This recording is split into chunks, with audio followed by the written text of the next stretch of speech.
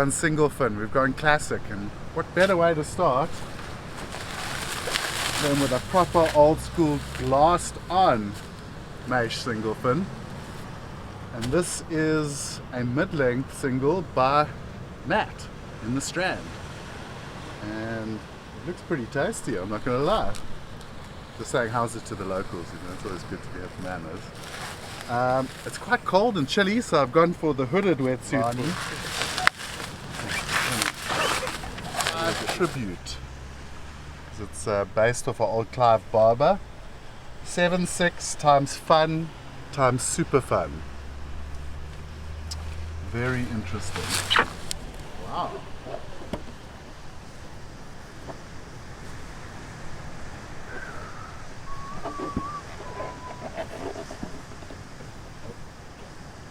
Alright, first impressions. Very interesting. You actually need to put the camera up here. It's like a reverse concave through there with a double either side. And you've got this beautiful glassed on fin. And it's got quite a lot of rocker in the nose especially. Beautiful finish. Very soft rails, like the old boards. So I think this is going to be like a really super fun cruiser. I actually don't know what to expect from this board, to be honest. Creaming new boards.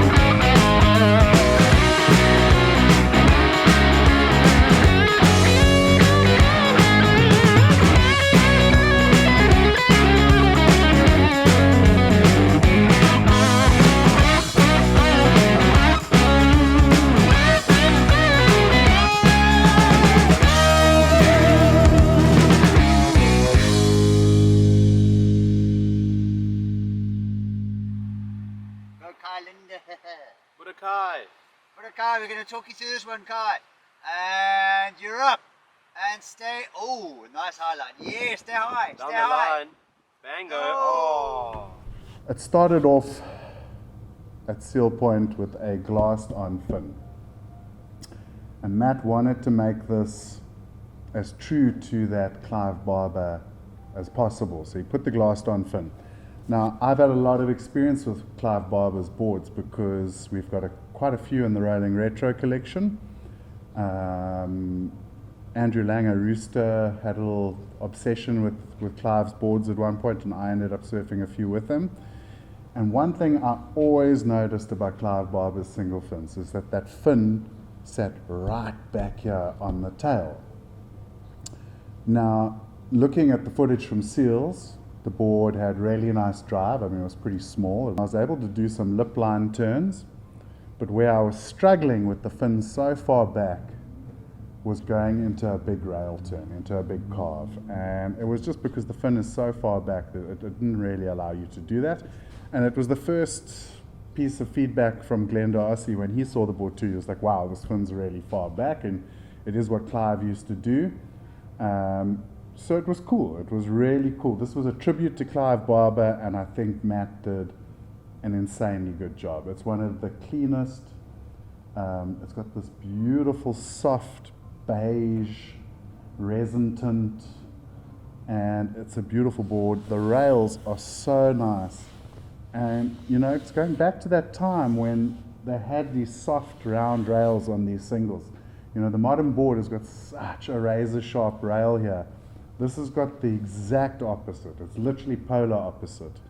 And when you're paddling around, they paddle so nicely, and you just cruise into waves as well. Like, they really have a great entry. It's got a little bit of nose rocker there, quite flat through the tail, and there's a little bit of like a double concave through, right through the fin box now. And of course, that's what we did.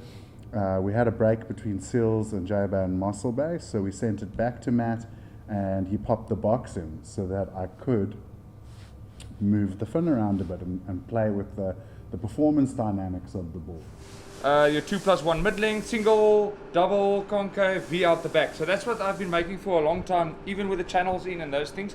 With that whole mid-length madness revolution, everyone was starting to make mid-lengths and stuff. And then when I chatted to Kai, a little while before I chatted to Kai about a single fin, I told him I want to make a log for the regular guy for this season.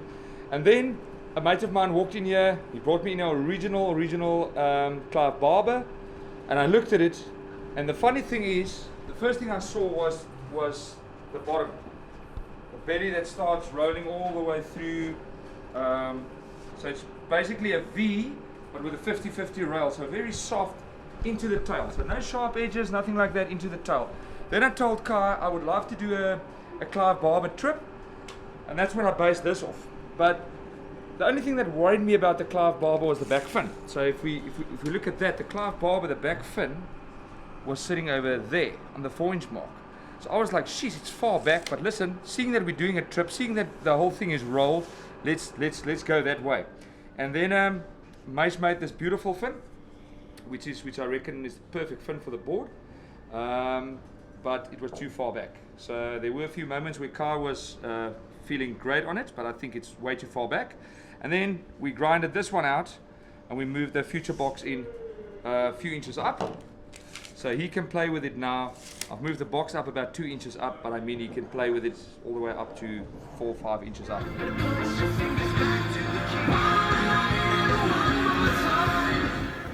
Well, let me just switch off the music so YouTube's robotics don't shut us down.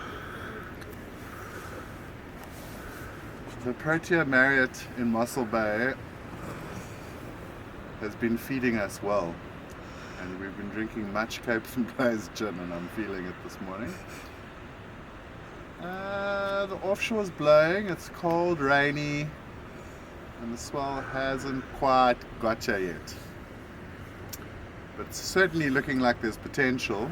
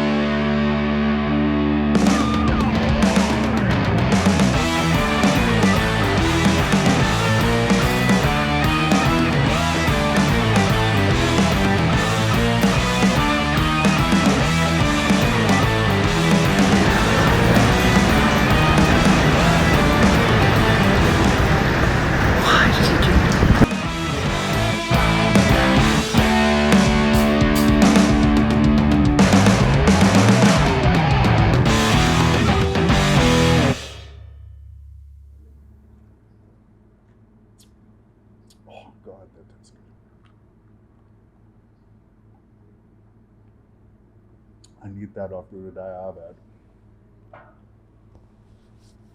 So the only mid-length of the single fin and Bonza series, and you know, Matt was super amped and he went full tilt. He had an old Clive Barber that he modeled this off, and he did a really good job. I mean, like Glenda RC looked at it, he was like super impressed. you know, he knew Clive, he worked with Clive, so he was a great guy to see the board. And of course I broke it today. Makes kind of doing this a little bit easier though.